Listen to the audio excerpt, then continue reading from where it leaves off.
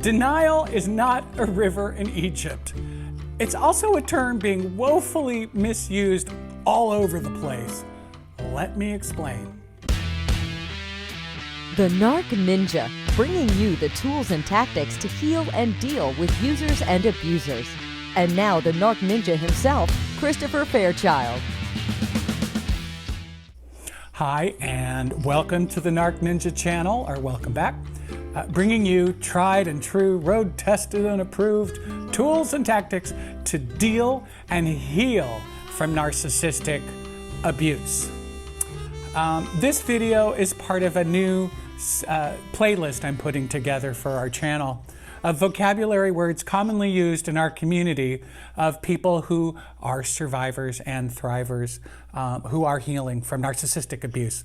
It seems like every day there's another term being tossed around, and I just want to help clear some things up so, we can all be on the same page. Several years back, after the advent of social media, there really was this split between the professional mental health community and the lay or paraprofessional communities of healers and coaches. And I guess I fall somewhere in the middle. When it comes to narcissistic denial, it occurs for me that the term is sort of being misused. In fact, I would go so far as to say that in our general population now, most folks are really misusing that term. Actual clinical denial falls more in the psychotic or pre-psychotic spectrum of issues than it does in the neurotic side of things, where most NPD disorders live. So an example of true clinical denial might be somebody, like a woman whose husband of 50 years has just passed away in the hospital, and she goes home to get him an outfit to wear because it's Thursday, and Thursday nights are his poker night, and he's gonna need those clothes. So sad. In this example, the poor woman is having a bit of a psychotic break, or going critical mass, as we say in the biz. This may require some form of psychological intervention, and it's short term, but it's a break with reality because her brain, in a certain way, is just really trying to protect her from news that is currently psychologically unbearable. But when most people use the term, what they're talking about is more of a simple emotional defense system of avoiding painful facts or situations. So like, the person who has been told that their cancer is inoperable and terminal, and they refuse to put their affairs in order because they refuse to believe they are dying, well, that's simple denial. But when your snarky, narky aunt refuses to acknowledge your fiancé and the fact that you are getting married because she's a huge racist. She's racist as hell, and your betrothed happens to be a person of color. Or let's say a narky dad keeps saying that your PTSD disorder after 4 grueling tours of duty, it's not real.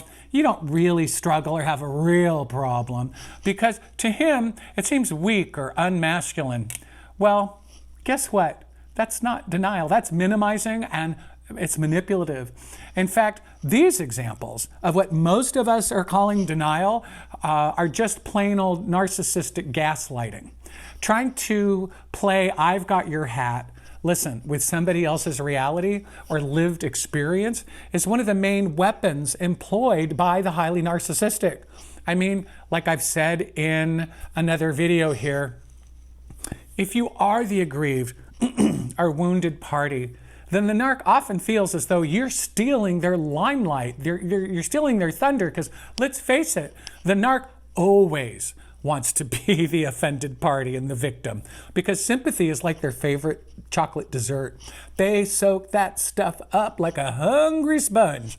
So my idea here is that if you're in that sort of a situation where denial is just being used as a disrespectful weapon or as a tool of minimization or manipulation to attempt to change your reality, or maybe in that situation, I'm asking you consider using the proper word for it and just call it what it is and say it's gaslighting, which underneath is toxic and selfish. It's a cocktail of a lie that they damn well know they're telling, mixed with shame and blame.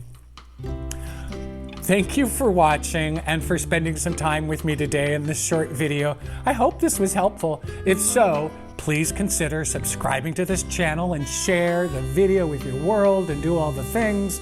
Also, hey, please leave me a comment down below and tell me what your thoughts are. I love to hear from you, and I especially love whenever you have a question or, better yet, an idea for a video. Until the next time, go be you to the full, beautiful, and namaste.